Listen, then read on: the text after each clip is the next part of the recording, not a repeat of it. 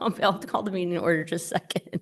Sorry, I'm late. Everybody was meeting with a young constituent that will be in here in a minute. I think it'll be great for her to see all these student leaders in our community that are being awarded grants tonight. I will go ahead and call this meeting to order and ask the clerk to call the roll. Corliss. Here. Halliburton. Here. Morales. Here. Nash. Stead. Here. Willis. 4 present, 2 absent. Wonderful, thank you. So first up, we have Jesse Stevenson. Hi, Jesse, with some interim budget changes.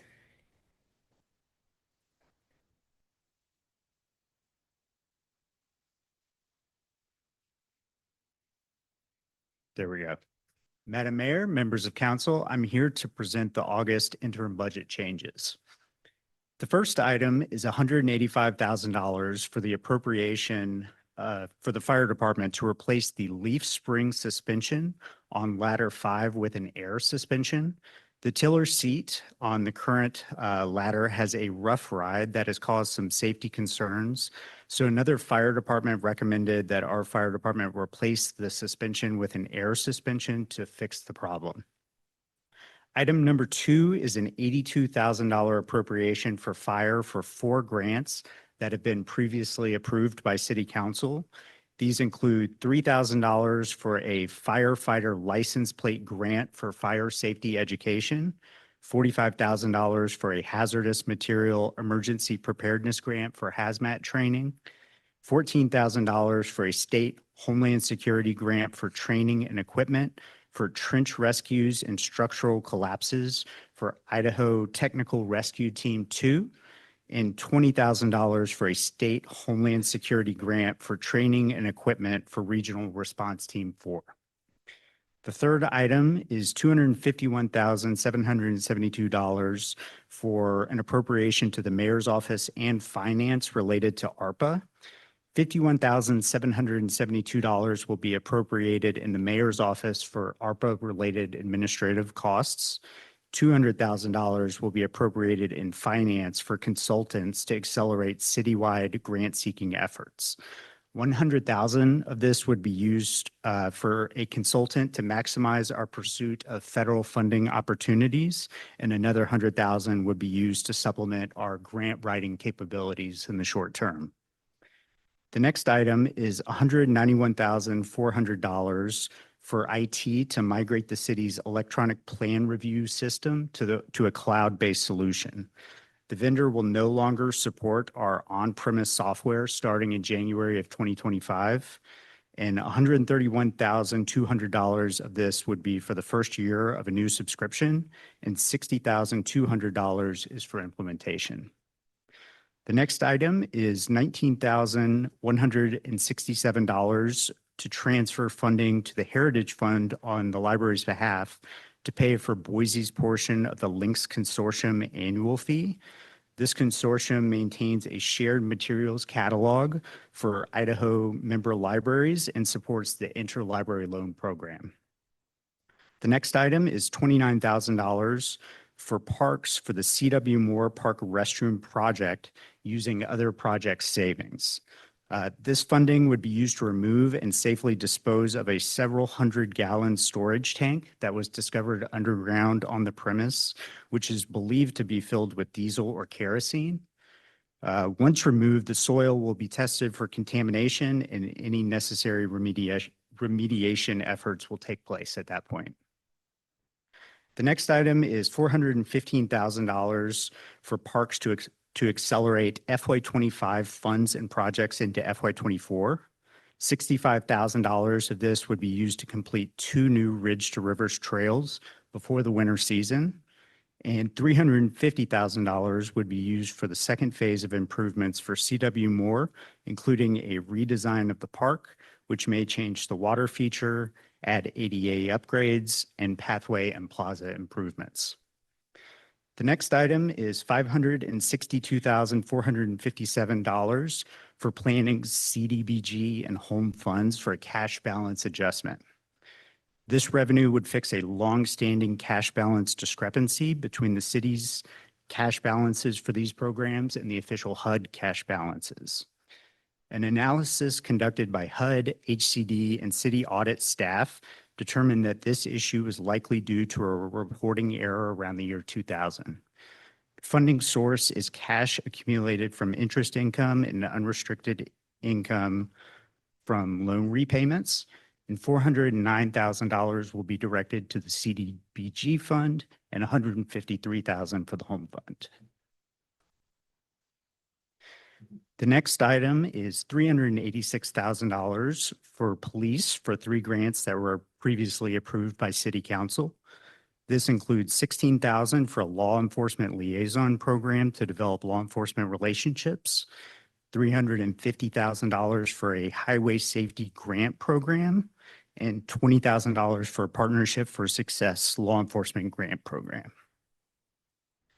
Next item is $38,000 for the appropriation of public works for 3 grants that have already been approved by City Council or are on the consent agenda in August. This includes $16,000 for a Project WET grant, $10,000 for an Idaho ecosystem grant for the state, and $9,857 for an Idaho Space Consortium grant for climate science educational programming.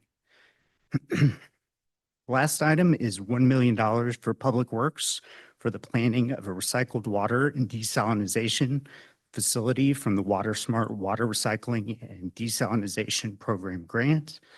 This funding will be used for feasibility studies for these facilities and creates the opportunity to receive up to $30 million for construction. And with that, I'd stand for any questions. I think we're good. Thank you very much.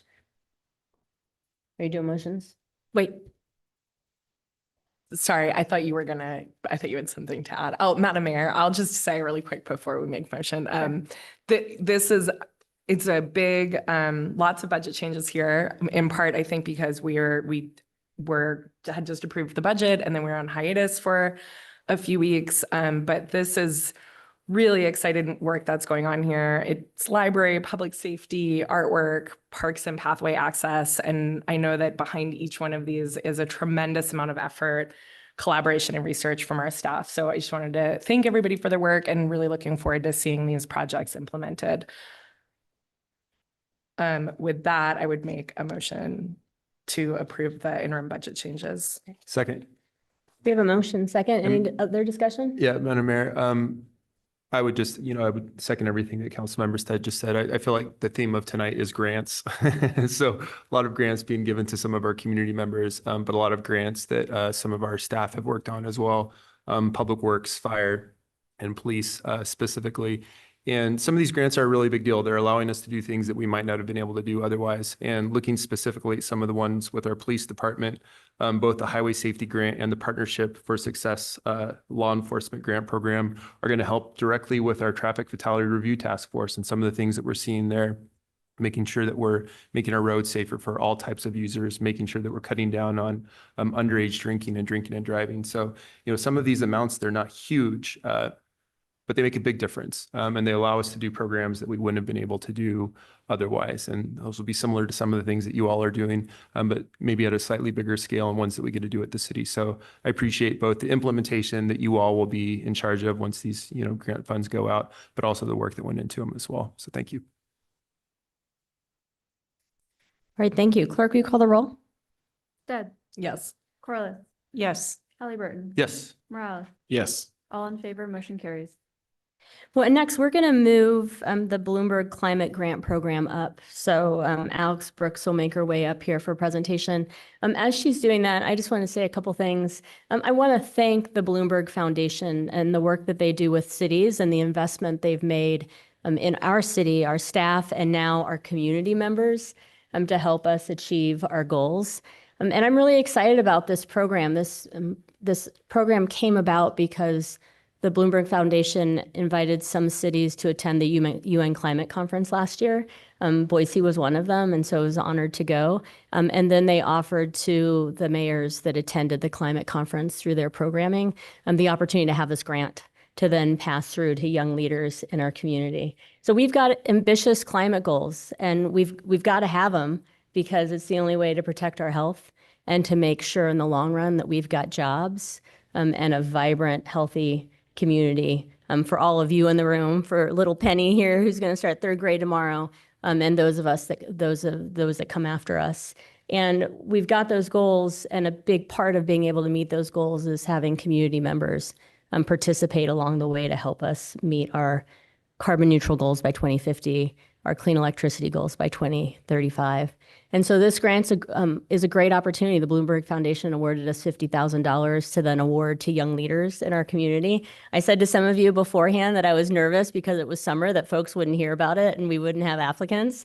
We had too many applicants and are really excited to award these grants tonight. So I congratulate all of you in advance to work with you to make sure that you're successful, and then to see what more we can do in partnership with the Bloomberg Foundation and most importantly, Boise residents. So thanks to the team. I do want to say too, along with our goals as a leader in climate mayors, today was announced a commitment by cities around this country to electrify our fleets. And we've been plugging along because it's a big part of our goals as is, but proud also to be a part of that with other communities around this country to help achieve the goals that we all want to achieve locally, but ultimately to make sure that our country is doing our part in making sure that we've got a healthy and resilient future. And you guys are a big part of it. So Alex is now going to present the program and the winners, all of you that are here today. Thank you, Madam Mayor and council members. My name is Alex Brooks, and I'm a climate and sustainability coordinator for the city in the Public Works Department. And I'm the city staff lead on the Boise Youth Climate Action Fund. Boise is one of 100 global cities awarded this funding, and this is all powered through the Bloomberg Philanthropies and other partners. We put out a call to action to our community, and the youth answered. As you can see, we put out applications and asked youth to give us their ideas that aligned with our climate priorities as a city. We received 17 project proposals from Boiseans aged 15 to 24, and with the funding that we have available, we're able to support all 17 projects. And all of these projects, like I said, align with our climate action roadmap and the different priority areas, and will have a positive impact on the Boise community.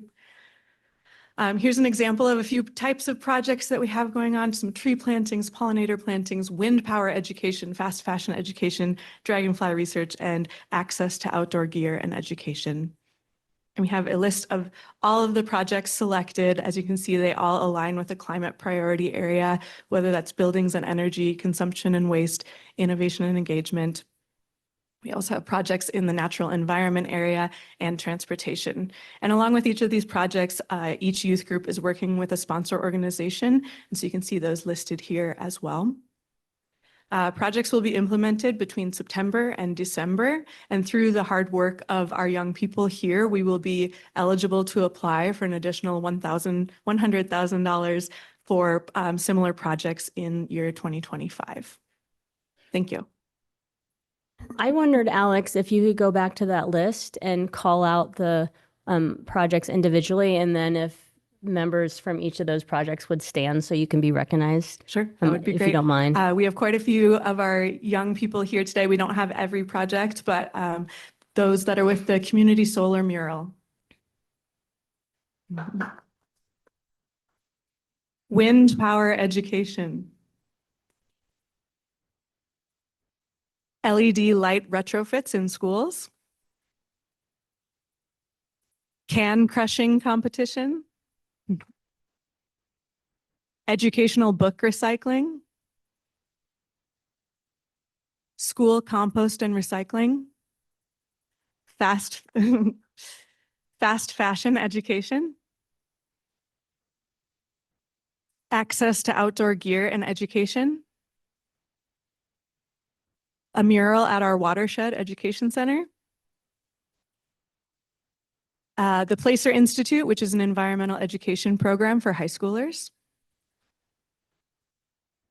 We have one tree planting that is interested in looking at smaller saplings to see their success rate. Sure thing.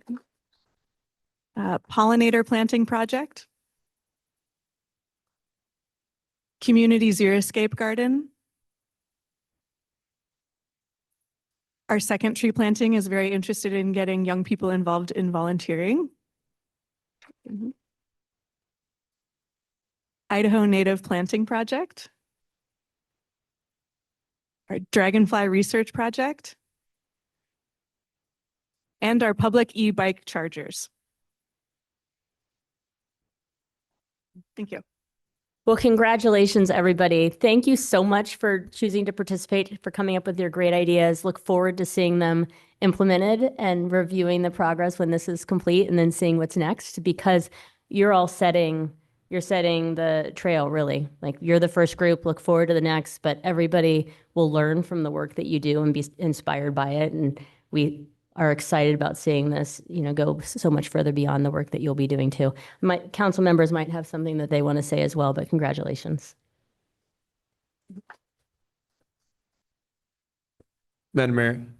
Yeah, I think trailblazers is probably the right word. It's really exciting for this first cohort of groups to get this funding, to see what you will do with it, to see what ideas spur off from your own ideas, and to see what the groups in the coming years will look to you at as mentors and as examples of the types of things that they can be doing.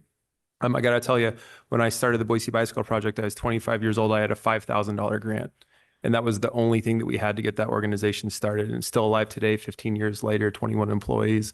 It's grown and grown and grown, but it all started with an idea and just a little bit of money.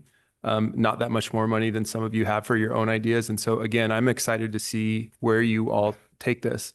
I got a chance to talk with several of you and some of your projects, and they're so exciting. They're so cool. They have the potential to create a lot of impact, and they have the potential to motivate other people to create a lot of impact as well. And so I'm always excited about the cascading benefits. Like, once you get that ball rolling, how can it snowball? How can it build? And you're really the first group that's doing that. So I just want to say thank you to all the work that you've put in so far. It is work. Getting those grants submitted, just like some of our city staff does. And now you get to that exciting implementation phase where you actually get to get in there and do some of the work and start seeing the change start to happen. It's really exciting, I think, for us as city council members to see generations of folks excited about making our city better. And I just want to thank you for doing that.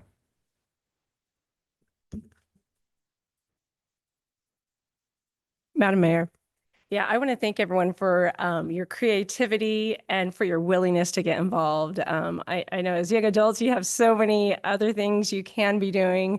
And I want to echo what Jimmy had said, that really by taking this action, not only are you the first cohort, but you'll also be setting this really powerful example and showing our community and showing others that really every effort counts, every idea counts, and it's going to help us create a healthier and more wonderful environment here within the community. I look forward to these projects, and I just want to say thank you for coming out and participating and for making our community a better place. Appreciate it.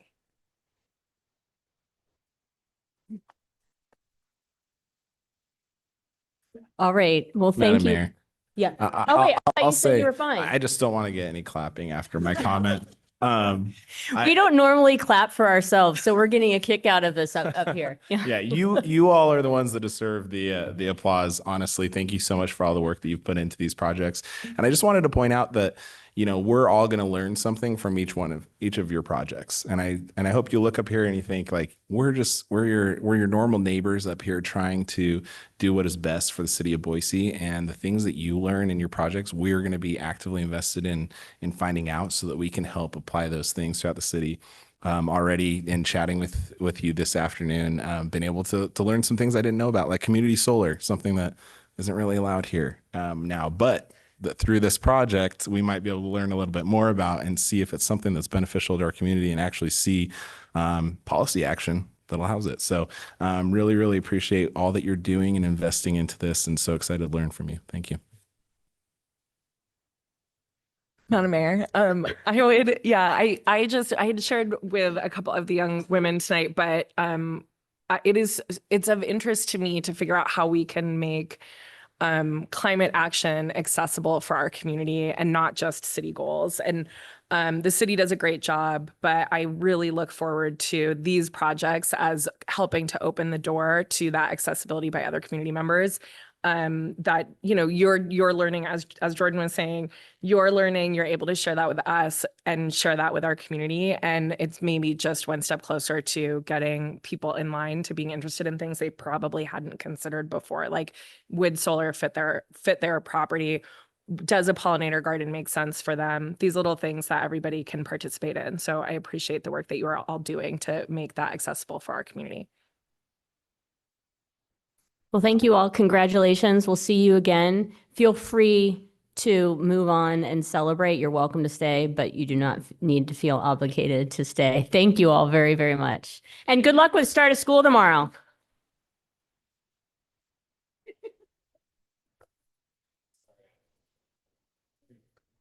What?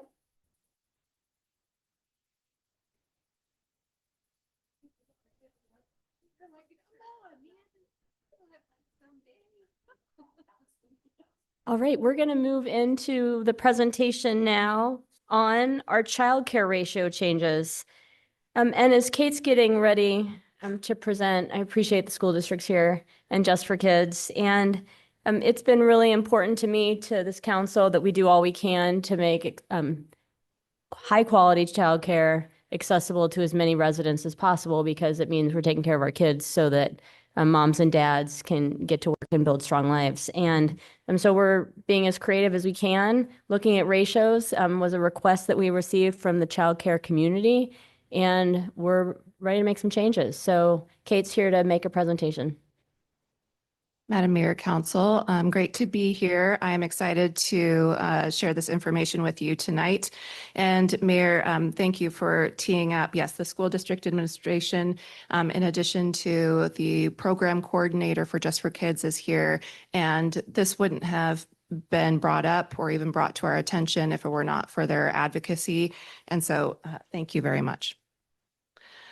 So I want to start off just very briefly with background regarding childcare in Boise and Idaho. As we've discussed in the past, Idaho is very unique in that we are the only state that allows for local governments to regulate and oversee childcare licensing.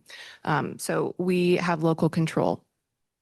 The city of Boise has really placed a high degree of emphasis on quality of childcare, and that in part includes smaller ratios.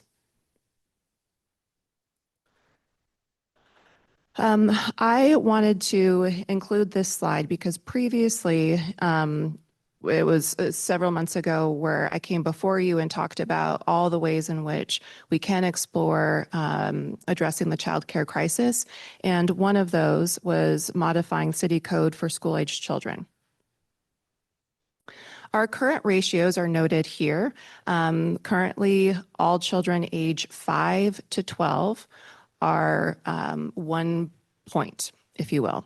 And that means that one adult can watch up to 12 kids that are within this age range. What we are proposing to do is make a small change to delineate that 5-year-olds will still remain at that 1 point value in order to determine, and again, I should say that the point system is in order to allow childcares and the city to determine the number of adults required for any group of children age birth to 12.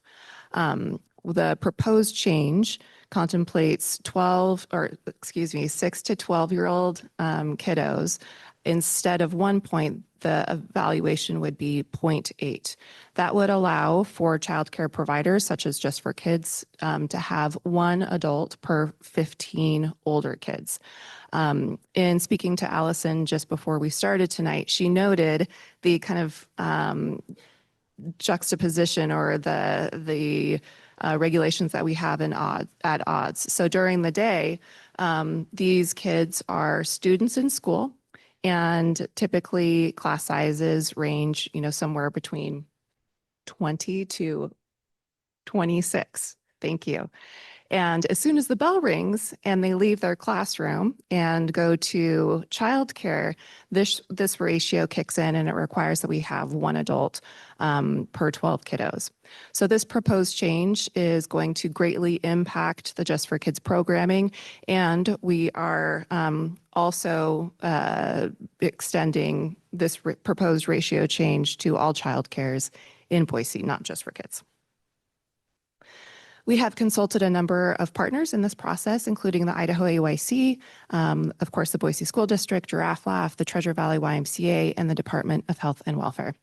All of them were either strongly in favor or were fairly neutral. That includes like Giraffe Laugh. They said it won't drastically change anything for us. However, we have no qualms about this proposed change. I also want to note that national AEYC standards suggest this ratio change is in line with their proposed standards. And with that, I will stand for questions. And just to reiterate, this is on the consent agenda for tonight in order to do an expedited reading so that this can go into effect before soon after the school year starts. And I'll say to that too, given that council's been at recess and we wanted to get this done as early as possible for the start of the school year, so more kiddos can go to good places before and after school.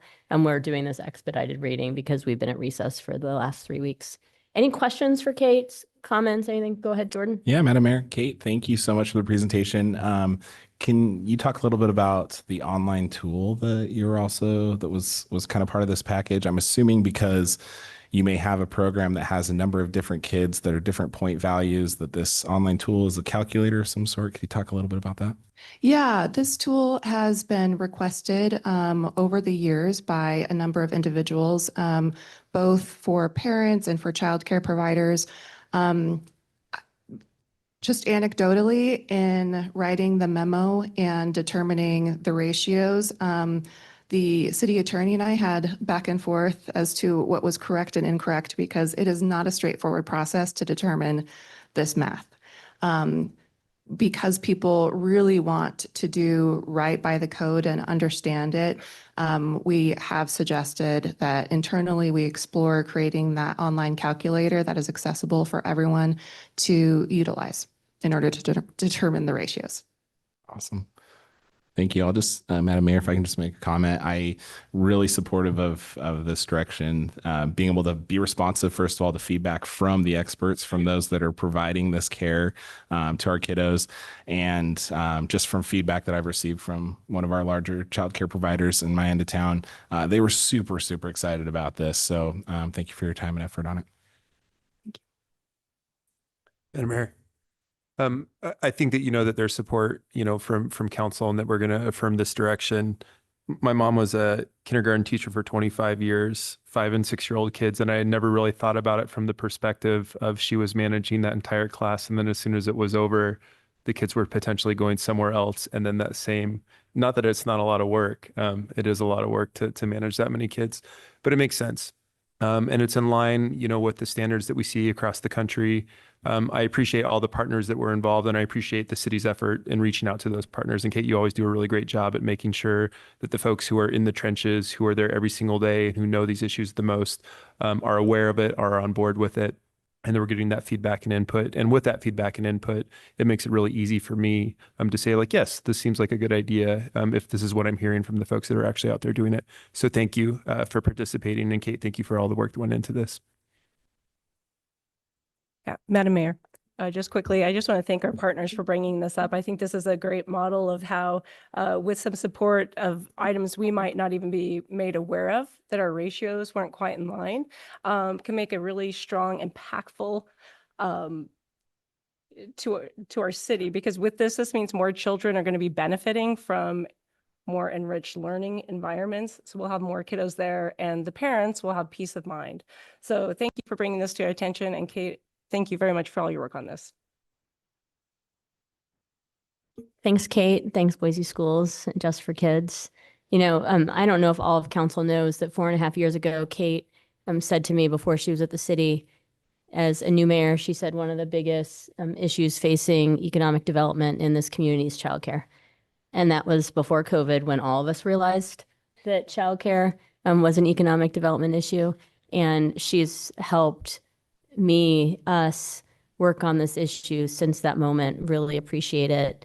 All of you have been part in approving different techniques and tactics that we've developed to encourage and incentivize more quality, accessible, high quality childcare in the city. And this is another important step. So thank you. All right, Doug is obviously ready to talk about Greenbelt safety. We've got Doug Holloway from Parks here, the chief is here, Ruffalo's here, and to talk about the efforts that we're taking to make sure that the Greenbelt is as safe as possible. This is a commitment that I made to the community, that we've made to the community. It's very important to me. It's important to our team. We've been making great strides and taking steps and making plans for more to make sure that we're managing the Greenbelt in a way that provides a sense of safety for all users at all times. And so with that, Doug, I'll pass it back to you. I don't know where Greg came from, sorry. He's back behind that room That's there right, where the Greg curtain is is. there. He's usually standing back here somewhere. Madam Mayor, council members, thank you on behalf of Chief Weiniger. Thank you for having us here this afternoon to talk about just a quick overview of some Greenbelt management updates for you. I'll start this off, Madam Mayor and council members, by going back to the first part of July. There was a release that came out from the county that indicated that there was going to be some discussion about passing some new code in the county that would change some of the code language on how they manage the Greenbelt, but more specifically, it came out that there was going to be a speed limit control on the Greenbelt. And so that did create a little bit of a concern in that those conversations really hadn't occurred between the city and the county, or between Garden City and Boise and the county. And it turned out there was just a miscommunication on what information they were actually bringing forward. It was not a speed limit request by the county. It was really updating the code to reflect the same kind of code language you all have adopted in our Greenbelt, which is not, we call it a speed control code. So it's not actually a speed limit, and we'll get to that, and Chief Weiniger will also address some of that. I did ask a member of the legal team from the county to join us today, so Spencer Lay with the county is here as well. So if there are any questions specifically for the county, he could address those. But we wanted to just get the clarification in front of council. I've heard from a couple of you had some questions about what had come out over that 4th of July weekend. We certainly have heard from a lot of constituents and a lot of users. So we just wanted to clarify some of that and talk about some of the safety things that we're doing right now with the Greenbelt. So just a quick background, there is approximately about 50 miles of total Greenbelt between Lucky Peak and Eagle. There are a number of jurisdictions that have responsibility through that 50 miles, and you can see those jurisdictions: the city of Boise, Ada County, Garden City, city of Eagle. There's also a small section that the Idaho Foundation for Parks and Lands has on an island outside of the River Club Golf Course. And then FACTS also has a small section out by the water renewal plant as well. So there are a number of jurisdictions that we bring together when we discuss land management issues of that 50 miles.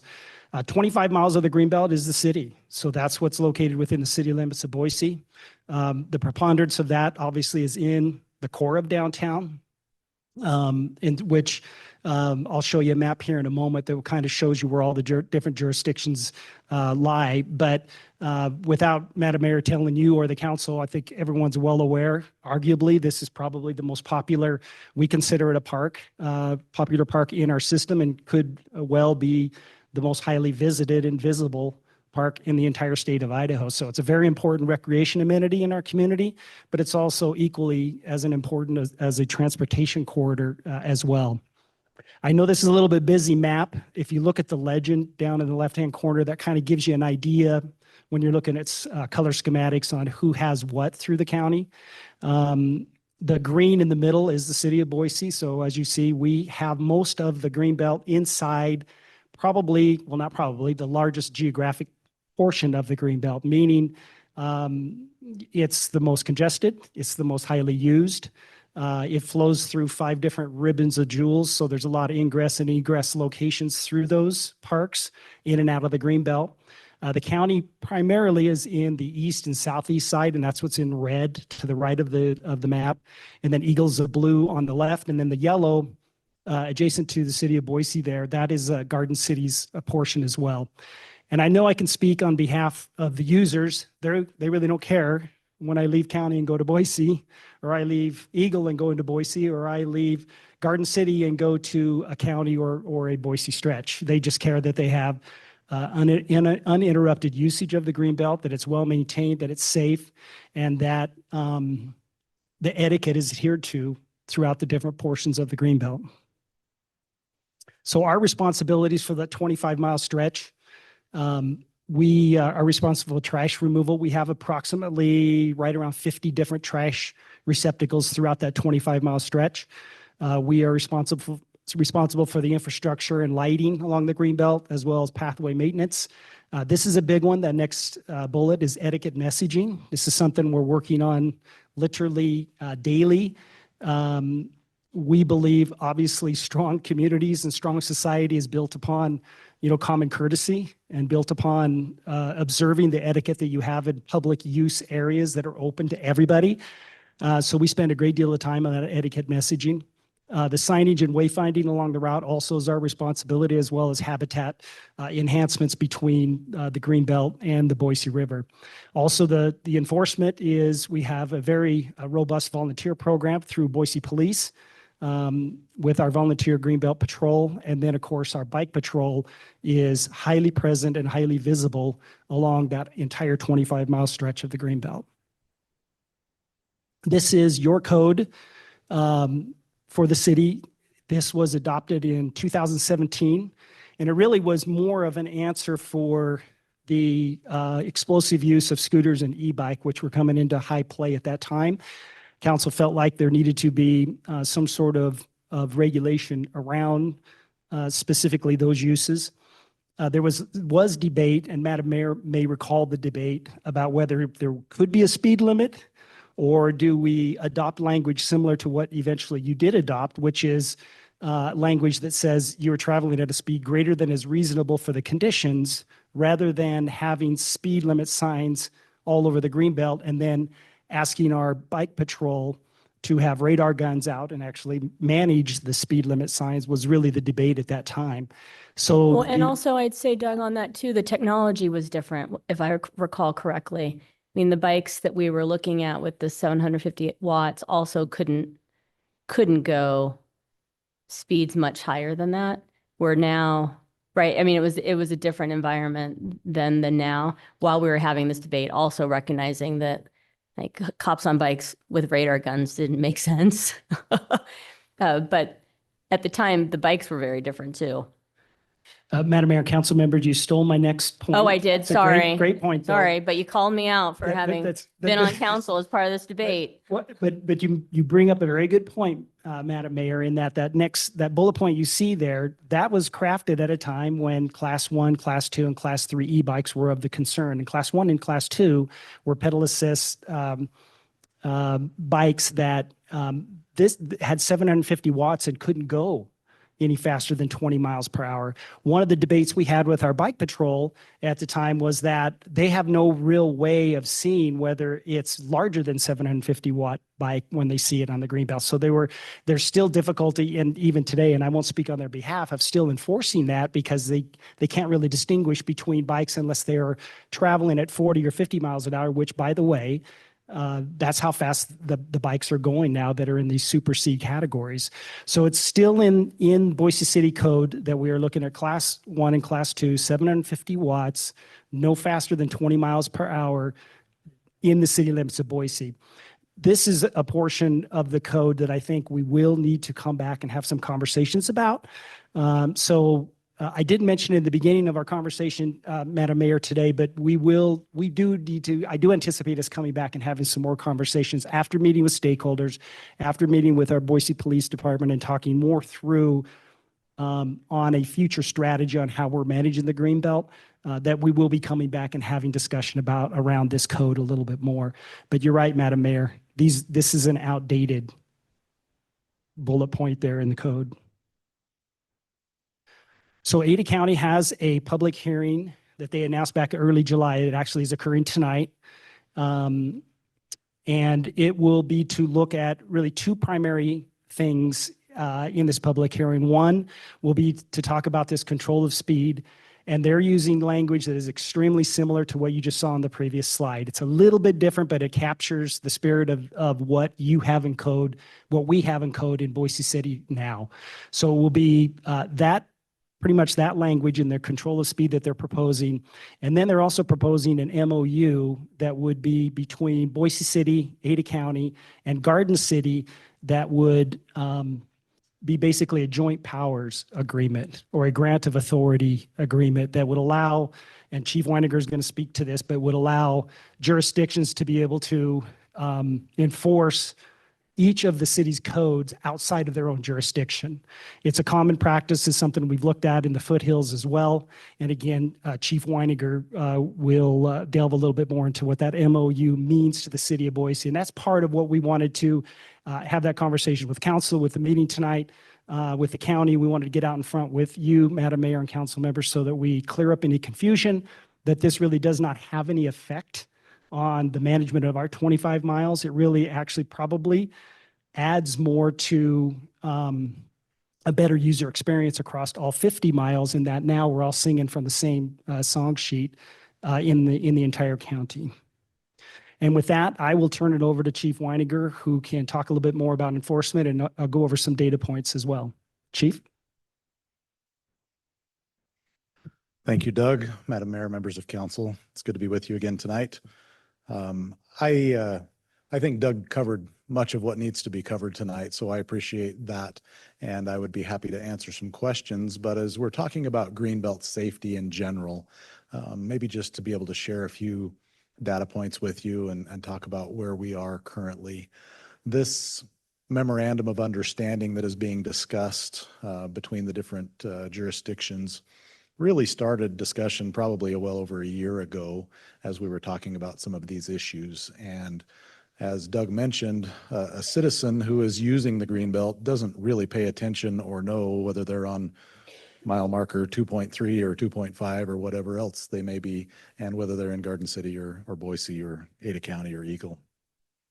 And so it really is a common sense measure, I believe, that we enter into such an agreement so that we can all respond when needed and address issues that come up on the Greenbelt. But all of these agencies really are represented: the Ada County Sheriff's Office, City of Eagle and City of Star, Boise Police Department, as Doug mentioned, our Greenbelt Volunteer Program, and our Bike Patrol are primarily responsible for patrolling the Greenbelt. And the Greenbelt is very much a safe place to be in perspective with all of other places that are like that around the country. I don't know that we ever have really another place like that, but those that are close, we enjoy a relative measure of safety on our Greenbelt. We have 8 police officers on our bike patrol unit currently. We have 7 because we're down 1 due to a retirement. We have 2 sergeants overseeing that group. We have data for our Greenbelt calls for service. It's a little bit hard to tease out because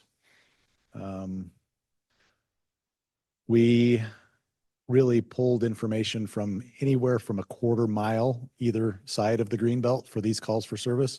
We don't have just a Greenbelt call for service code that we can look at. So in the past 2.5 years, since January of 2022, we have had 65 bicyclist stops within a quarter mile of the Greenbelt. We have to surmise whether it was on the Greenbelt or not. And you could look at some of those numbers there.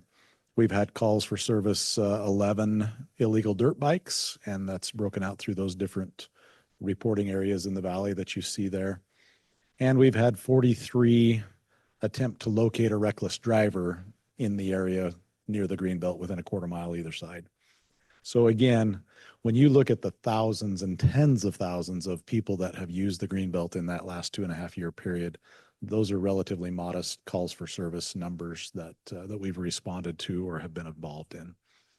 So I wish I could give you better data that we could tell what was exactly on the Greenbelt, but even if all of those were attributed to be on the Greenbelt, that's really not very many. So I think what we would like to share, and maybe I'll pause there if anybody has a question related to that so far. Madam Mayor, I have a quick question, Chief. What 65 bicyclist stops? And sorry, you might have gone into a little detail on this, but I was reading while listening and I might have missed it. What does that look like? Like, why? Madam Mayor, Councilmember Stead, the reason for the stops can be any violation of the law, but it could be a violation of the code that we have in place on the Greenbelt, that you're going too fast for reasonable conditions under the circumstances.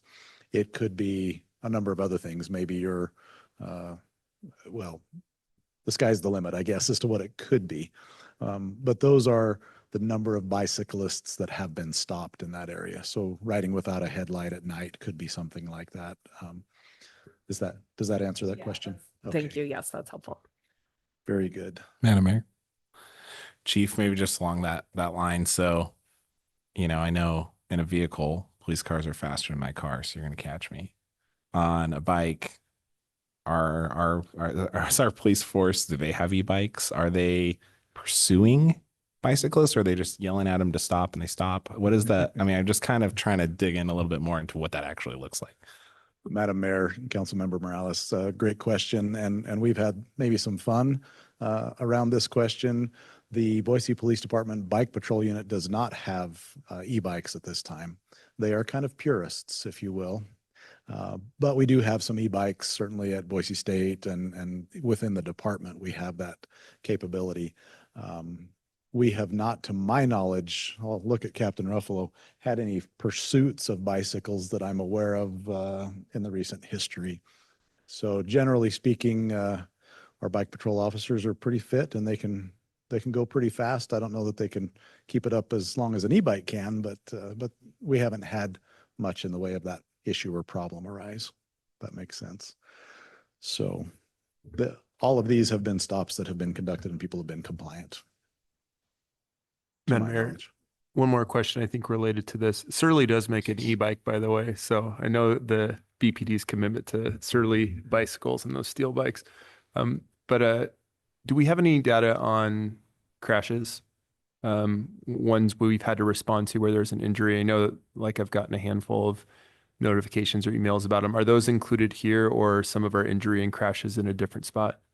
Madam Mayor, Councilmember Halliburton, thanks for the question. I do not believe that any of these points of data involve crashes. And generally speaking, if a bicyclist crashes on his or her own, that isn't necessarily a police report type of a response. It's usually only when a bicycle meets a vehicle and there's a crash that we would respond if there's injuries. Okay, so in a nutshell, the memorandum of understanding states that no one can travel at speeds outside of what is reasonable and prudent, and it's in alignment, as Doug has said, with what is already in Boise City Code. It really doesn't change much about how we do business day to day on the Greenbelt. It just gives us the ability and the opportunity to not really be so concerned about, are we in our jurisdiction or Garden Cities, or where is the line and who responds to what. If our officers are traversing the Greenbelt and they come across an issue or a problem, they can take enforcement action even if they happen to be in Garden City's jurisdiction, and vice versa. We don't have any plans to start patrolling areas outside of the Boise City limits by any means, but it does make it more simple and gives us the ability to address issues as they arise. And it's very much in congruence with what we do outside of the Greenbelt. We continually traverse through Garden City and Meridian and Boise, and those jurisdictions run together. And we have all a great relationship and partnership, and we work well with each other, and we have those joint power agreements, if you will, or those MOUs in place so that we can take care of business. If it's signed, the agreement would standardize the Greenbelt enforcement across all jurisdictions, and it would not really affect much in Boise City Code or the way we do business. So in a nutshell, I think our staff recommendation is that we would sign that MOU and that it would be a good thing for us as well as our partners through that entire 50-mile stretch of the Greenbelt. And with that, be happy to answer any other questions you have. Madam Mayor, I appreciate the information and was looking forward to this presentation. I've heard, I hear often about reckless behavior, I guess, on the Greenbelt, and so almost anything we can do to support addressing that is something that I would support. I know I spoke with Doug last month about looking at some additional signage on the Greenbelt that might help if we, if we're not doing I totally understand not doing a speed limit. But could we put in some, like congested area, slow down ahead kind of signage? And it sounds like there's a much larger project to reevaluate the signage at play, which is great.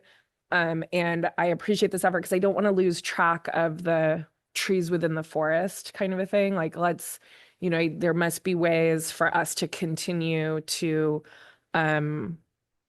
advocate for education and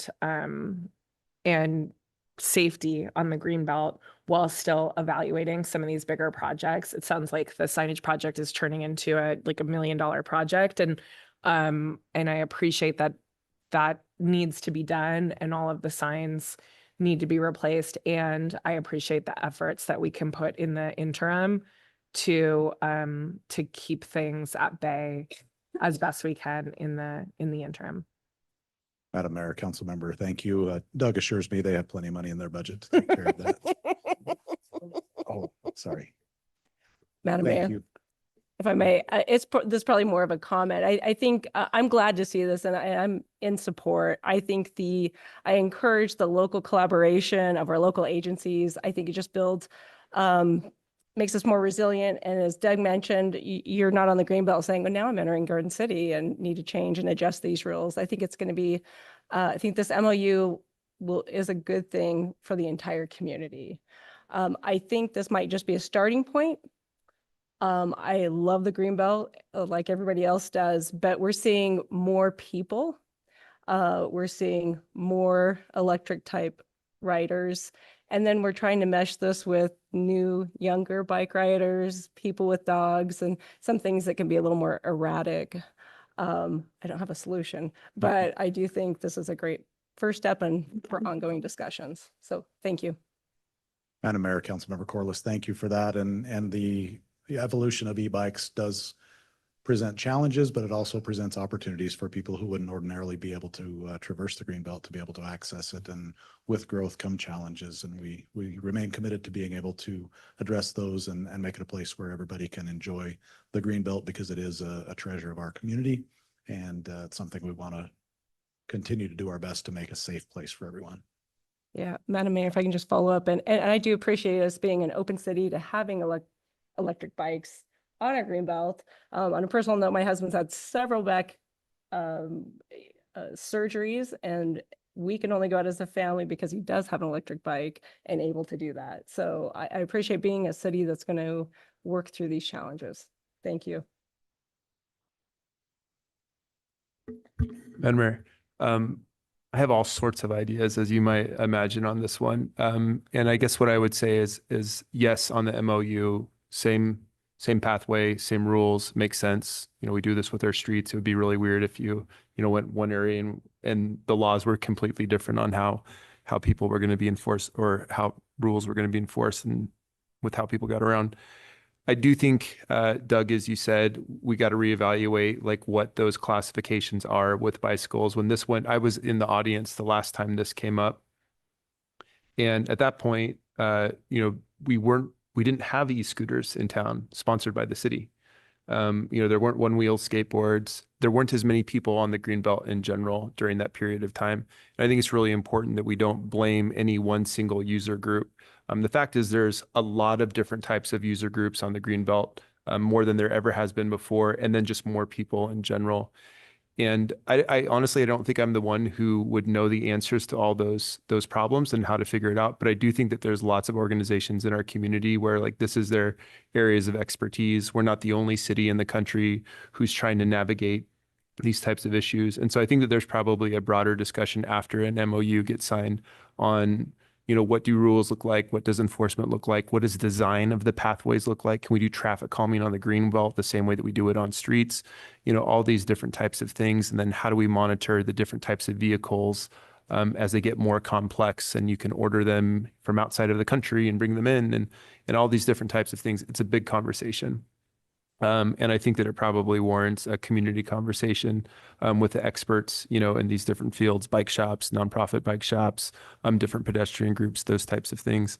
I would say when it comes to reporting, it's a challenge, and we know this is a challenge with bikes. You know, if I'm driving my car and I bump into somebody, you know, the police are getting called and somebody's going to get a citation, and there's probably going to be an injury. And so they always get reported.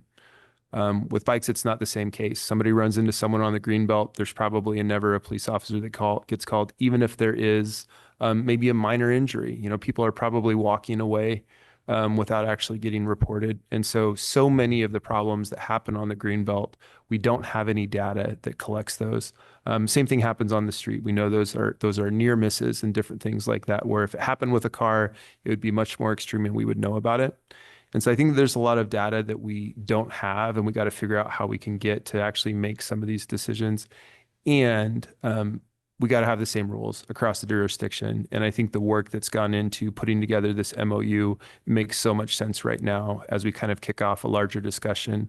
And I guess the last thing that I would say, because I could talk for a while, is that we ran into this on our trails in the foothills several years ago.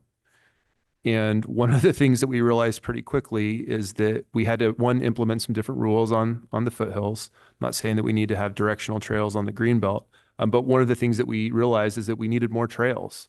We needed more places where people could ride and spread out some of that congestion. And when the entire city is coming to that 25 miles and the city continues to grow and grow and grow, if there's not additional places for those folks to ride around, that congestion is going to continue. And so there's investments in the Pathways Master Plan, these other types of areas, so we can spread out that ridership. I think makes a lot of sense. And I think that the folks who are riding on these e-bikes now have the ability to go a little bit further, you know, to get to some of these other locations. And so this technology is creating some issues, but it's also creating some opportunities. And I think we just got to be working with our partners to figure that out. Appreciate all the hard work that went into it. Thank you. I'd just add on that too, as Councilmember Halliburton was bringing up, you know, the decisions we've made in the foothills.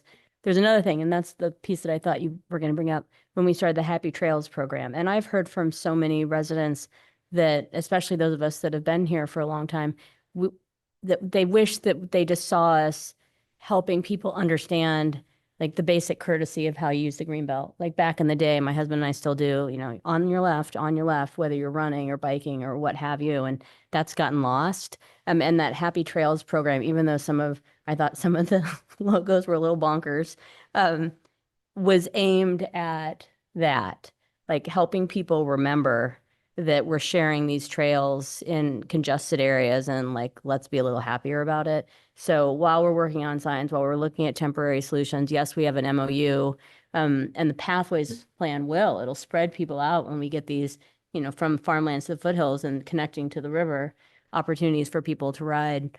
But the more that we can do from a public education kind of Happy Trails perspective, I think the better off we are too. Thank you. Thank you all very much. Appreciate it. And next up, final item before we break for recess. Kathy Griesmeyer is here to give a CHIPS update. And I just want to say a couple things on this too. First, I want to thank Kathy for all of her work in corralling so many parts and pieces, both within City Hall, across the state, in the business community and beyond, to help us ensure that CHIPS investments came home to Boise. And tonight, Kathy's going to share an update. I do want to thank the CHIPS office for coming again last week. They came back, and yes, they've now made an incentive agreement for our local company, but they came back to ask how they can help us better utilize and take advantage of the infrastructure law, the Inflation Reduction Act and other grants that the federal government has made available direct to cities. That was a great conversation. I think there's a lot of opportunity. And we celebrated the 2-year anniversary last week of the signing of CHIPS and Science Act. And so I've asked Kathy to provide an update before tonight's action. Great. Thank you, Madam Mayor and council members. I appreciate the introduction and just a quick intro for me. I'm Kathy Grismer. I do government affairs for the city. And it has been an exciting week in the CHIPS and Sciences Act space, both in celebrating the 2-year anniversary last Friday, but then also a number of meetings happening both with state partners and internal to the city with some senior staff members that were out here from the CHIPS office with the U.S. Department of Commerce last week. So given all that's been happening in the CHIPS and Sciences Act space, given the anniversary, the investments that are coming to Micron, this presentation is really just intended to do a little bit of a deeper dive, more so than I've done before council previously, just to talk about what the CHIPS and Sciences Act is doing, what are the opportunities, and how the city is continuing to engage with this really remarkable piece of federal legislation. As the mayor mentioned, the bill was signed into law by President Biden back on August 9th of 2022 and was really looking at developing 3 sort of key policy areas for the United States, looking at economic security, national security, and future innovation, really looking at how do we further strengthen and shore up here on U.S. soil, the U.S. semiconductor industry, making sure that we have economic resilience, that we're not reliant on foreign entities to be creating this really important technology, ensuring that we have investments in companies who are producing semiconductors here in the U.S., making sure that we have a workforce pipeline to ensure that those jobs and that technology can be created, but then also really spurring future innovation. So you'll see a lot of investments, as we've been sort of referring to the and sciences part of the CHIPS and Sciences Act, that really look at like education and innovation investments to help ensure that we have the future technology needs here in the U.S. This is a really technical few slides I'm going to be sending, so please feel free. If you have any questions, please let me know, because it's a pretty sort of like tech intense piece of policy. But the CHIPS office out of the U.S. Department of Commerce is really looking at developing up 6 sort of main key areas within the sort of their vision for success for the CHIPS and Sciences Act. So looking at things like leading edge logic, memory, which is where Micron investments are coming into play, and really helping shore up domestic manufacturing of memory chips here in the U.S., both in terms of expanding some of the innovation happening at the current R&D facility here in Boise, but also the 2 investments for the larger fab facilities that are going to be built again here in Boise and then also in Syracuse. You have things like ensuring that you have an appropriate supply chain around these ecosystems where the investments are being made. So what sort of chemicals or gas or applied technology kind of comes in and fills out the direct semiconductor ecosystem surrounding Micron. You have things like advanced packaging. So we have another potential CHIPS investment business here in Boise. So you have American Semiconductor, which is a finalist for another CHIPS investment potentially in the advanced packaging space. They create ultra-thin chip technology that helps chips become applicable in other technological spaces. I won't go too much into the technology, but that's my understanding of it. So really looking at the 6 sort of key areas in which the CHIPS and Sciences Act is looking to make investments in some of these key areas. So as a part of the federal program, there's $52.7 billion that Congress has appropriated for this program, $39 billion in the manufacturing bucket, and then $11 billion for R&D, which is, you have manufacturing is really the CHIPS direct investments. So like the Microns and the American Semiconductors are getting their investments through that bucket. And then the $11 billion for R&D is really the and sciences component of CHIPS and Sciences. So a lot of the education or innovation or research grants coming out of entities like the National Science Foundation are coming out of this $11 billion here. And then the CHIPS office through U.S. Department of Commerce is also looking to see that the federal investments that are going into private businesses are also further spurring additional private investments as well. So you have Micron announcing their $15 billion investment that they're doing here to help build out their fab facilities, again, partnering their own investments with the federal investments that are coming from the CHIPS and Sciences Act. A major component of CHIPS is this workforce development vision. So really thinking about what do we need to ensure that we're able to build out this industry over the next several decades to reestablish American dominance in the semiconductor industry. So how are we getting folks into jobs, getting them the skills and training that they need to be successful, but then also looking at the opportunities for education investments to ensure that students of today have the opportunity for jobs for tomorrow. And so looking at kind of the key components in the CHIPS workforce development vision, you have doubling the semiconductor workforce overall, really trying to increase the number of graduates in semiconductor related fields, including engineering, new technicians through apprenticeships, career and technical education, expand recruitment really for underserved communities, as well as women and veterans to encourage them to engage in the semiconductor industry. And then also looking at hiring and training additional women within the workforce construction industry. And as an example, U.S. Department of Commerce Secretary Gina Raimondo announced a CHIPS Women in Construction Framework, which Micron has agreed to some voluntary commitments.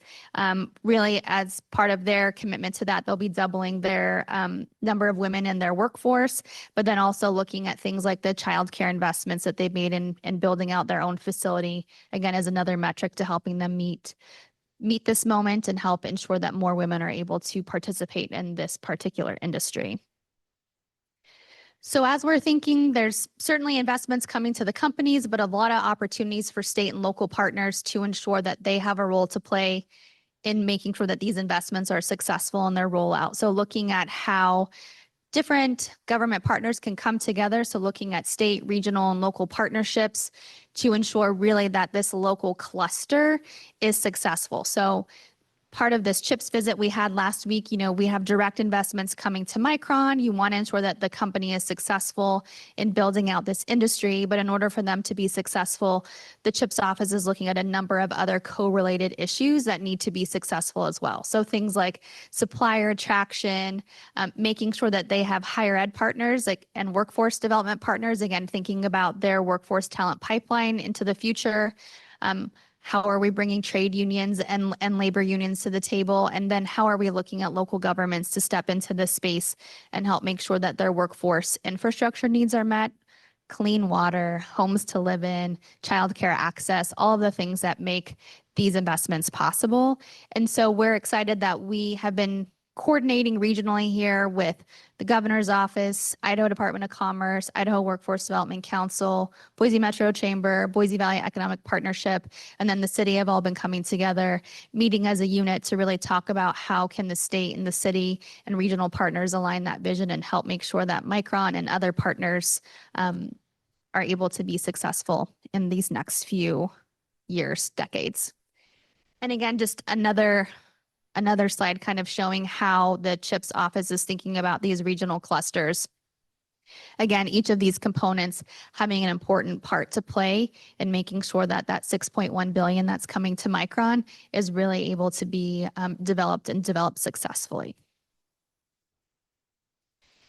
And then the city has an especially important role to play in all of this, and one that we've been very excited to partner both with state partners, with national partners, to really think about the build out of the CHIPS ecosystem. And so we're thinking about city investments and city partnerships in the CHIPS ecosystem in a number of different ways.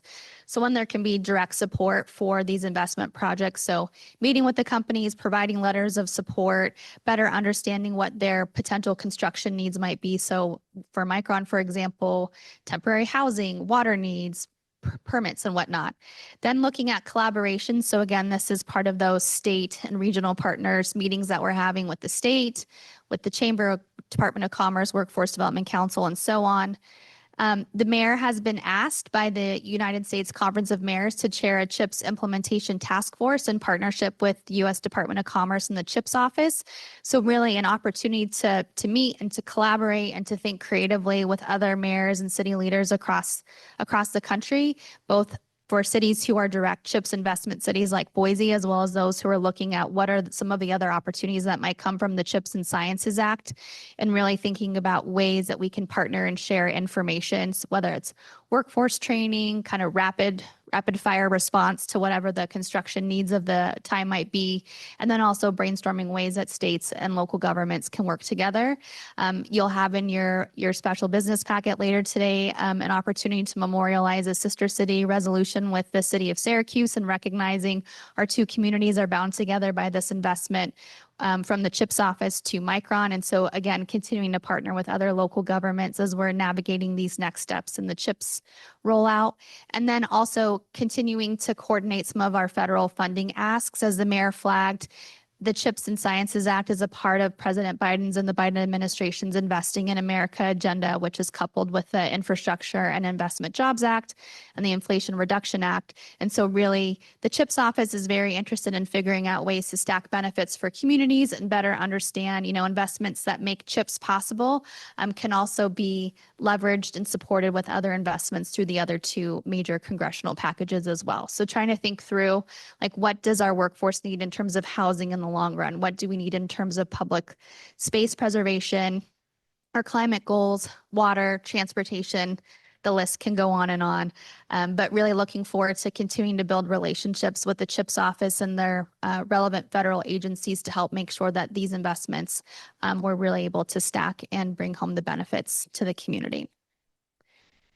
And with that, I'll pause and end there and see if folks have any questions or comments. Madam Mayor, I just want to say how excited I am to hear that you're chairing this. Yeah, congratulations. What is it, the CHIPS Implementation Task Force? Oh, thank you. It's really an honor. We're putting it together now, and it was the CHIPS office suggested to Conference of Mayors that I chair this. And the goal is recognizing that there are 6 major CHIPS clusters. So the cluster areas, because of the major investments, Boise is one of them. But then there are other cities with industries trying to get R&D dollars. The more that we can do to make sure the bill's successful and the investments are successful, the better. So we'll be convening mayors interested in participating. In fact, Mayor Walsh jumped on early. He's a member of the task force, and looking at those areas that Kathy mentioned, workforce, like challenges / opportunities, workforce development, how we best support the issues, kind of technical issues that come along as our cities are growing, and to meet the needs of our residents. And then a third piece related to State and local collaboration. That's right. State and local collaboration, those clusters that I mentioned at the beginning, will be the first focus, and look forward to bringing folks to Boise to have these conversations now and into the future. And I saw this as an opportunity for Boise, because it's, again, a chance for us to be in the room having the conversations about what cities need to support our residents and to make these investments successful, and then how best to make sure that CHIPS, and I see this as Bill and Ira too, really meet the full power and potential of the vision of these bills, with investments made through cities. So we'll be partners in problem solving along the way. And I want to again say thanks to Kathy. This has been a lot. 4 years ago, none of us would have been expecting to share a slide about like memory manufacturing and packaging and being able to talk about all these different little packages and walking through clean rooms and running around in tennis shoes and knocking on doors and pushing and advocating for our city for these investments for companies. And it's not just Micron. Photronics is awaiting news on an incentive investment, part of that $39 billion. American Semiconductor is on the short list of finalists for an R&D investment. If these companies get these investments, they'll double in size in Boise. And the next step, in addition to making sure that we're working with the CHIPS office and others to take advantage of all the federal grants in housing and transportation and climate and clean water and and workforce development. But the next step is to ensure that Boise, with Boise State, CWI, this region and state, becomes the center of excellence for memory manufacturing in the country. And so that's our next goal in all of this. And Kathy's been right in the middle of it all along, and really appreciate it. My pleasure. Thank you, Mayor. Great. Wonderful. Well, Mayor Walsh, I saw your face for a second. We were I don't know if you got on purpose or you got on too early by accident, but if you're still there, I do want to just say hello, and we'll be back at 6, 8 o'clock your time. Is he gone? Oh, he popped in early, and yep, so he'll be back at 6. Great. We will break until 6 o'clock.